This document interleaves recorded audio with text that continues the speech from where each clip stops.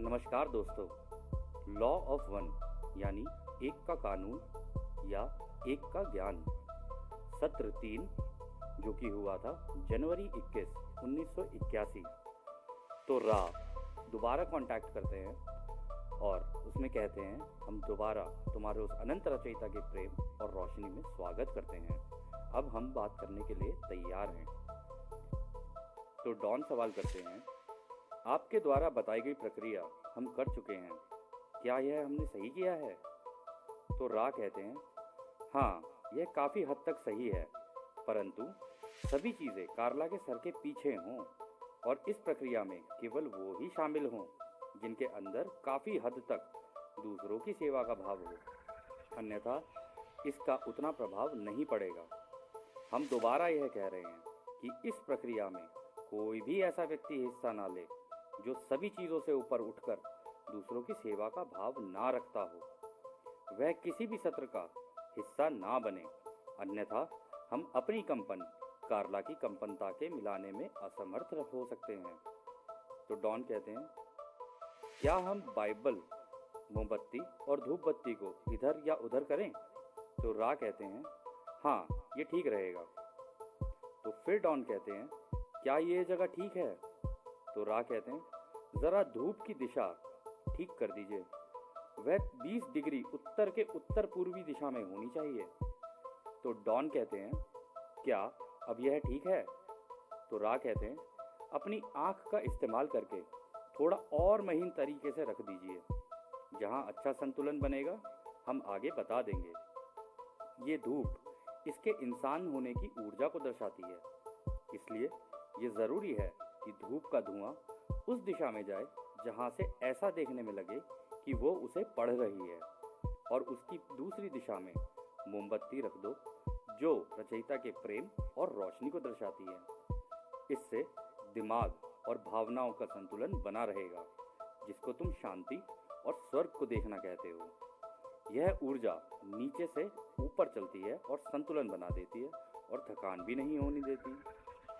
दोस्तों, यहाँ पे ये जिस ऊर्जा की बात कर रहे हैं ना, वो यहाँ पर ये कह रहे हैं कि ये पैरों की तरफ से चलती है और अंदर से, हमारे अंदर बिल्कुल ऐसे जैसे जलेबी होती है ना, उसकी तरीके से घूमते घूमते घूमते घूमते निकलते हुए फिर ऊपर की तरफ जाती है, हमारे सिर की तरफ। और जब ये सिर की तरफ पहुँचती है ना, तो ऐसी ऊर्जा बनाती है कि हमारी थकान वकान सारी चीज़ें मिटा देती है।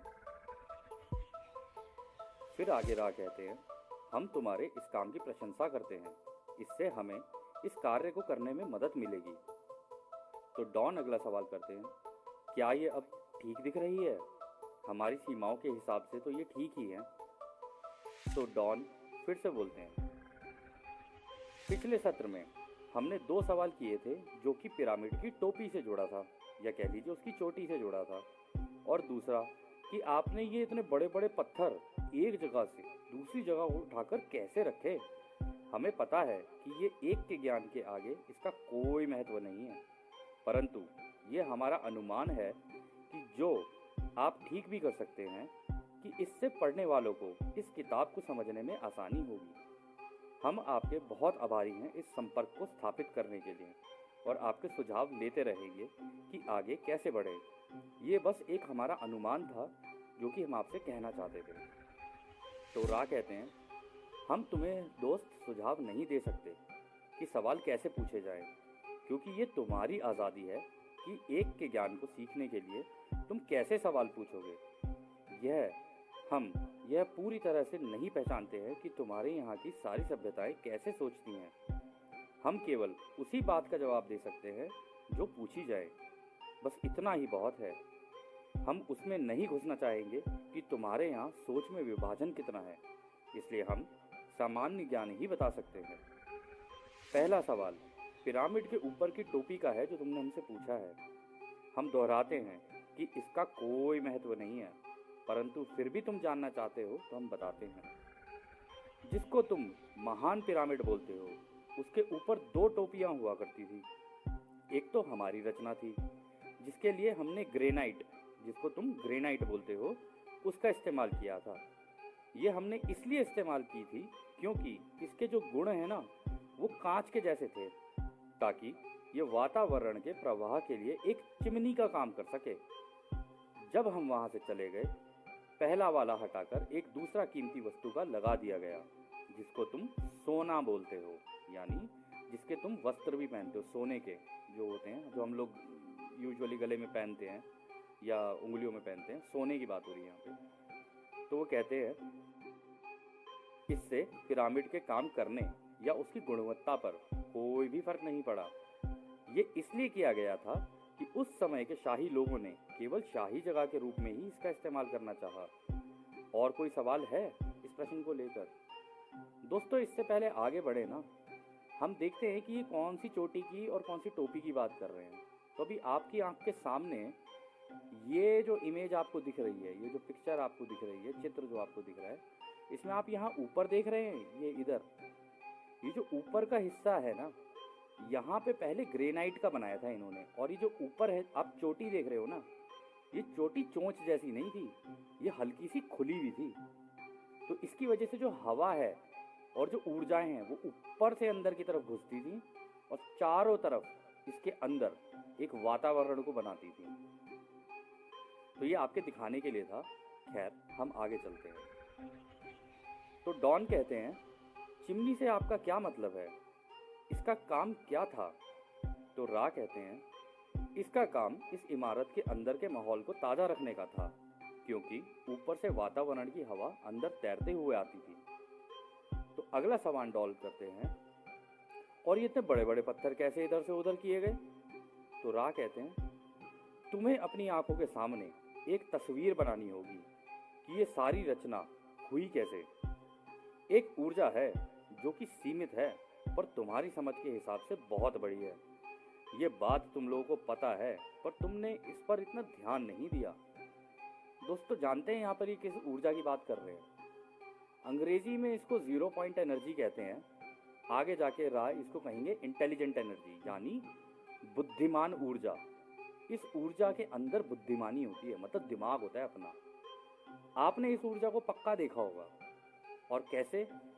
इस तरीके से कि आपने जब कभी अपनी आंखें मूंदते हो ना, आंखें मूंद कर जैसे आप हटते हो और अचानक से आंख के आसपास एक वो सफ़ेद सफ़ेद छोटे छोटे लाइट की सी चीज़ आती है, जो आती है गायब हो जाती है, आती छोटे छोटे से कण से होते हैं, आते हैं गायब हो जाते हैं, आते हैं गायब हो जाते हैं।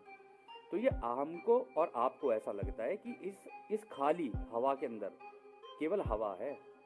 ऐसा नहीं है, ये पूरी की पूरी इसी ऊर्जा से भरी हुई है।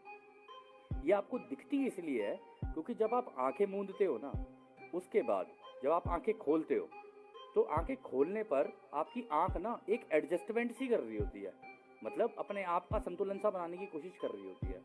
तो जब वो संतुलन को बना रही होती है ना, तो ना चाहकर भी जाने अनजाने आपको ये ऊर्जाएं दिखने लग जाती हैं। इसी को अंग्रेजी में, साइंस में फोटॉन्स भी कहा जाता है, या कह लो एटम भी कहा जाता है। मतलब छोटी छोटी होती है, बहुत छोटी छोटी।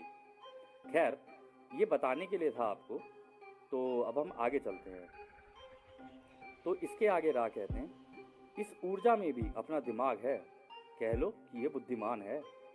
इसमें भी क्रम है, जैसे कि 1 से 2, 2 से 4, ये भी ऐसे आगे बढ़ते हुए चलती हैं। जैसे कि तुम्हारे लोग एक तरीके के क्रम के बने हुए हैं और अलग अलग ढांचा, आकार, विचार, विस्तार, और हर एक अपनी बुद्धिमानी का इस्तेमाल करते हुए आगे बढ़ता है और अपना संतुलन बनाता है। उसी तरह के क्रम की बुद्धिमानी हर एक कण कण में है, जिसको तुम अंग्रेजी में एटम बोलते हो।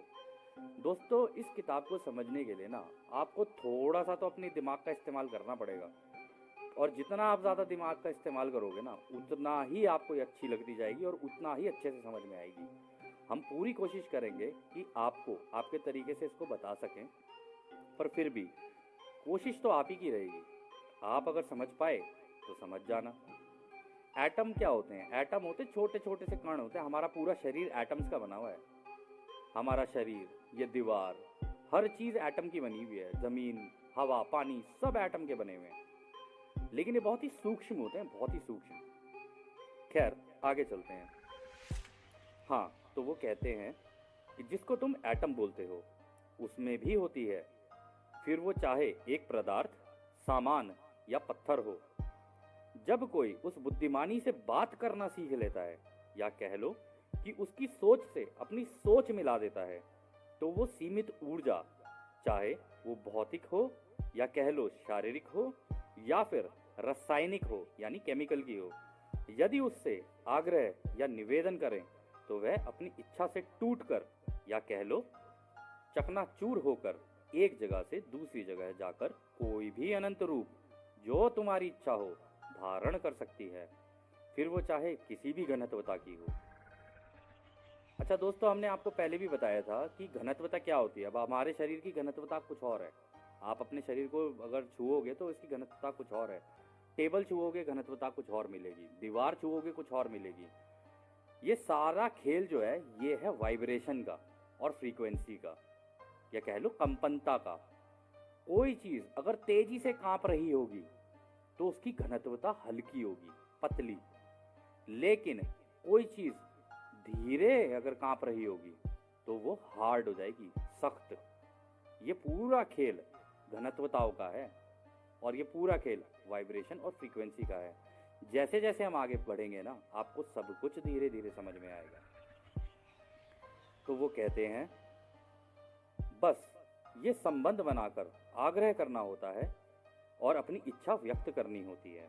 इसी को अनंतता कहा जाता है, क्योंकि इससे कुछ भी हो सकता है। ये ही वो बुद्धिमानी है जो हर चीज में है, फिर वो चाहे पत्थर ही क्यों ना हो।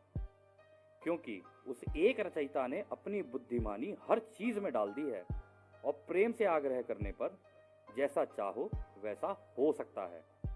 ये वो ज्ञान है जो तुम अभी सीख नहीं पाए हो, क्योंकि तुम्हें सब कुछ सामान्य देखने में लगता है, क्योंकि तुम अपनी बुद्धिमानिता रचयिता की बुद्धिमानिता की दिशा में नहीं ले पाए हो।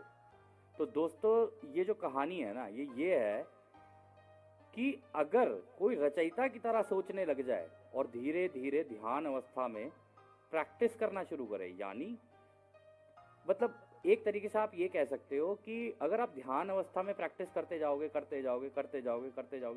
तो एक वक्त ऐसा आ जाता है कि आपकी बुद्धिमानी और रचयिता की बुद्धिमानी एक हो जाती है, जिसने इस पूरे ब्रह्मांडों समस्त ब्रह्मांडों की रचना की है। और एक बार उस बुद्धिमानिता का अगर आपको उससे मैच कर गया तो आप ये सोच लेना, आप इसी हवा में से कुछ भी बना लोगे, जिसको आप जादू बोलते हो, मैजिक बोलते हो। अरे ये तो कुछ जादू हो गया। जादू नहीं हुआ है, ये हुआ है कि आपको उस अनंत रचयिता की बुद्धिमानी पता चल गई। और क्योंकि ये सब इसी ऊर्जा से बना है, तो इस ऊर्जा से खेलना शुरू कर देते हो आप। इसी ऊर्जा को कैसा भी रूप दे दोगे आप। इसी हवा के अंदर से चिड़िया निकाल लोगे, इसी हवा के अंदर से अपना खाना निकाल लोगे, इसी हवा के अंदर से आप कुछ भी कर सकते हो। ये बहुत महत्वपूर्ण चीज है। खैर, आगे चलते हैं। तो डॉन कहते हैं, इससे मुझे एक बात याद आई जो हमने सुनी है कि अगर तुम्हारी आस्था हो तो तुम एक पहाड़ को भी इधर से उधर कर सकते हो। शायद आप ये ही कहना चाहते हैं, और यह मेरा अनुमान है कि अगर आपको एक के ज्ञान की पूरी जानकारी हो तो आप ये सब चीजें आराम से कर सकते हैं। क्या मैं सही कह रहा हूँ?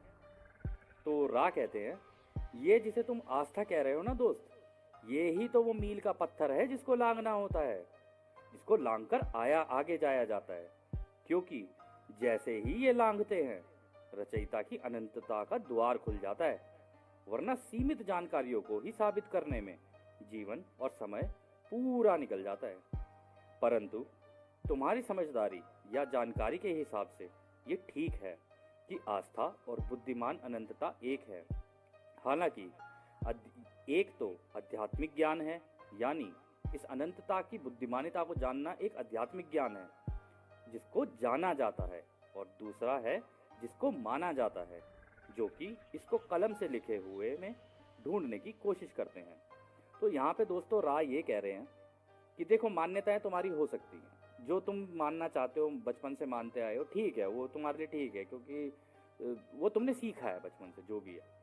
कह रहे लेकिन अगर तुमने इसे लांघ कर आगे जाकर ये जानने की कोशिश नहीं की ना कि ये ब्रह्मांड की रचना किसने की, इसमें हम कहाँ आते हैं, हमारा क्या उद्देश्य है, और आगे पहले ब्रह्मांड में क्या हुआ, अब क्या हो रहा है, आगे क्या होगा, इन सारी जानकारी को प्राप्त करने के लिए ना इन सब चीज़ों की ज़रूरत पड़ती है।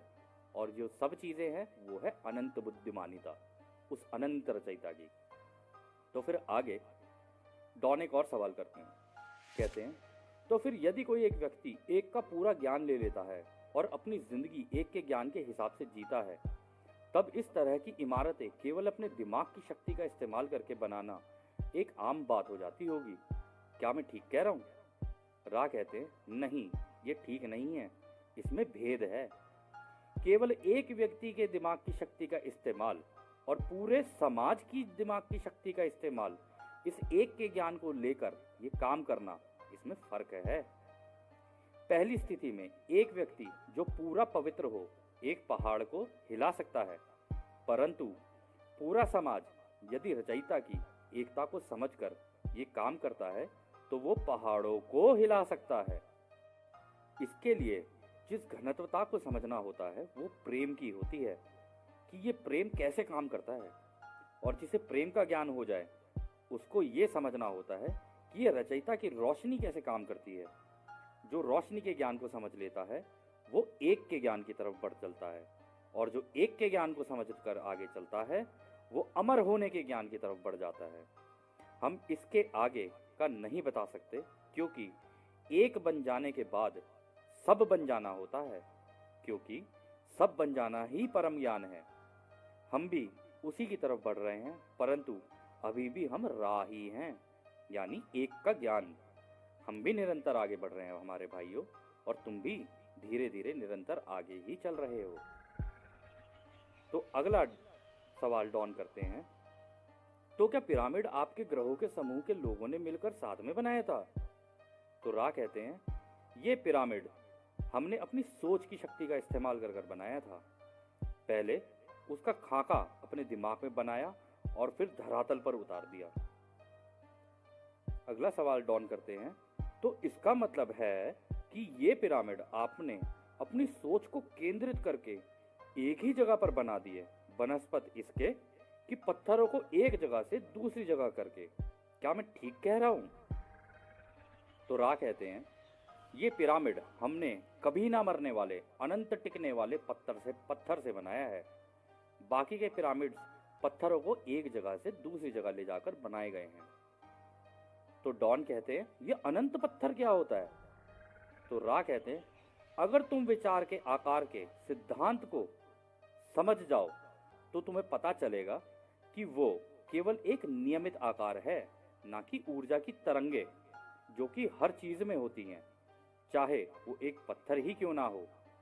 यदि तुम ऊर्जा की तरंगों को अपनी सोच से एक जगह एकत्रित करके एक आकार दे दो तो वो एक रूप ले लेती हैं, और अगर उस रूप की ऊर्जा से निवेदन करो तो वो रूप, वह पत्थर अपने आप अपनी मर्जी से ले लेता है। क्या हम इसको और आसान तरीके से बताएं? तो डॉन कहते हैं, हाँ, यह हमारे लिए समझना मुश्किल हो रहा है, पर मैं सोच रहा था कि इसका मतलब है ये पिरामिड काफी सारे चौकोर पत्थरों को एक जगह एकत्रित करके बनाया गया है, ना कि एक ही पत्थर से एक ही बार में एक जगह बनाया गया है। तो रा कहते हैं, दोस्त, हम तुम्हें पहले ही ये बताना चाहेंगे कि एक के ज्ञान का सबसे बड़ा हिस्सा उलझन का ज्ञान है। इसको तुम कुछ भी करने की आजादी भी बोलते हो। हम एक दिमाग, शरीर और आत्मा का संतुलन का इलाज करने वाली मशीन बनाना चाहते थे, जो कि जितना हो सके कारगर काम करे। हालांकि हम नहीं चाहते थे कि ये लोगों को रहस्यमयी लगने लगे और वो हमारी पूजा करने लगे कि वह क्या चमत्कारी इमारत है, इसलिए ये बनाई हुई लगती है, ना कि एक सोच। तो दोस्तों, आप में से काफ़ी लोग सोच रहे होंगे कि यार सोच से कैसे बना दिया भाई, कौन से कलाकार हैं, कौन सी दुनिया के हैं कि सोच से बना दिया। तो दोस्तों, आपको ना इसको समझने के लिए अपने दिमाग में एक चीज़ सोचनी होगी, एक चित्र सा अपने दिमाग के अंदर चलाना है अगर आपको समझना है तो।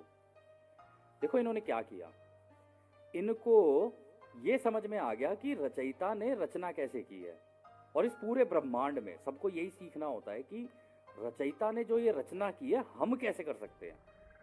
और ये इस पथ पर आगे चलते चलते सीख गए। तो इन्होंने क्या किया, इनको पता चल गया कि हर चीज में ऊर्जा है और ऊर्जा के अंदर होती है तरंगे। इसको आप इंग्लिश में ना, एक अंग्रेजी में अगर आप देखोगे तो अंग्रेजी में इसको स्ट्रिंग थ्योरी भी बोलते हैं, कि जितने भी चाहे आप किसी भी कण के अंदर ही अंदर घुसते चले जाओगे ना, तो अंत में जाके ना आपको वहां पे ऊर्जा, कांपती हुई ऊर्जाएं दिखेंगी। ऐसा लगता है जैसे करंट नहीं होता ज़्ज़ करके कांप रहा हो, उसके अंदर बिल्कुल करंट कांप रहा होता है। और आपका ये जो पूरा शरीर बना हुआ है ना, आपका जो दिमाग बना हुआ है, ये पूरा आपको लगता है ये तो ठोस शरीर है मेरा, अरे छोड़ो ना यार क्या हो गया। इसके अंदर एक एक कण के अंदर ये इस तरीके की करंट चल रहा है करके। इसलिए आपके साथ कभी होता भी होगा, आपने कोई चीज टच की है, कट करके एकदम से करंट लगता है हाथ में और चीख निकल जाती है, उई माँ। तो वो जो चीख निकलती है ना, वो इसी वजह से निकलती है क्योंकि आप भी करंट और सामने वाला ऑपोजिट करंट हुआ, एकदम से टच करते एकदम से करंट लगता है। तो उसी की यहाँ पर ये बात हो रही है। तो इन्होंने क्या किया, इनको उस ऊर्जा का पता था और इनको ये भी पता था कि इसको बनाना कैसे है।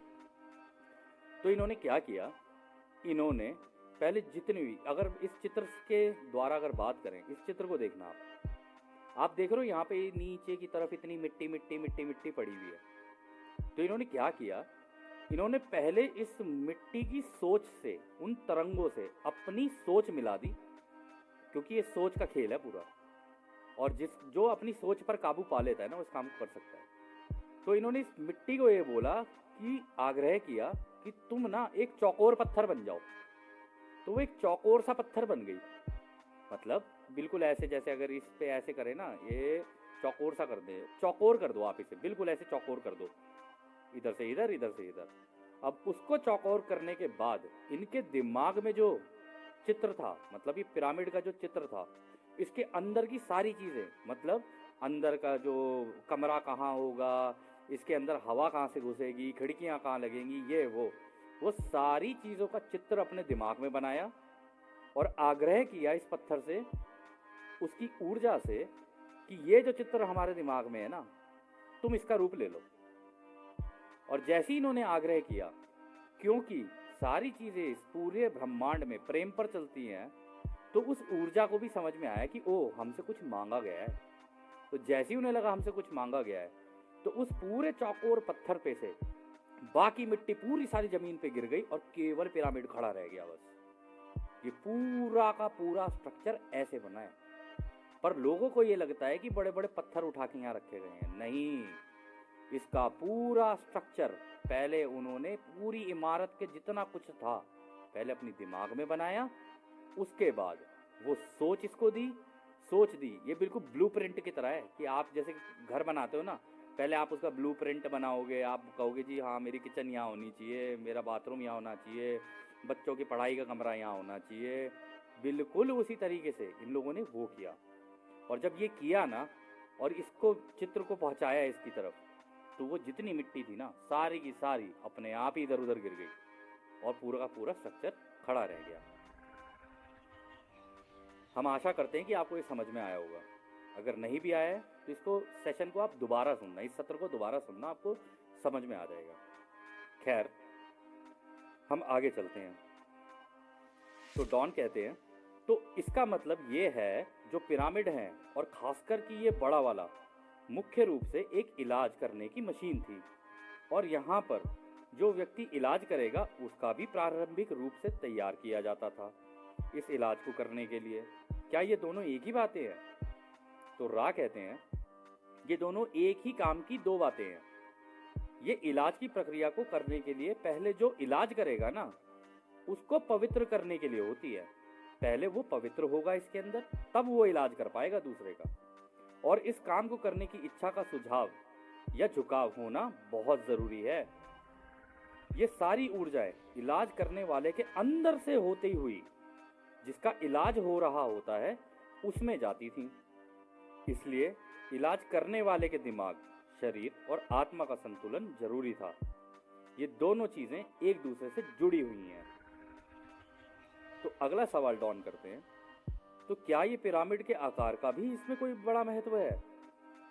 तो रा कहते हैं ये काफी बड़ा सवाल है। हमें लग रहा है कि इसको अगले सत्र के लिए रखना चाहिए, क्योंकि ये काफी जानकारियों से भरा हुआ है।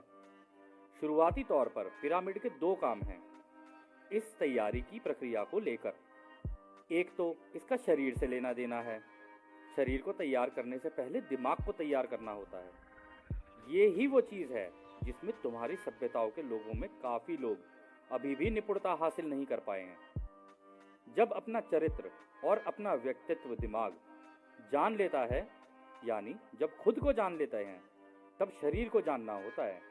ये काम शरीर कैसे काम करता है और इस पर नियंत्रण कैसे लाया जाता है और अपनी मर्जी से कैसे इसके या इससे अलग और इसके साथ हुआ जाता है, उसको सीखना होता है।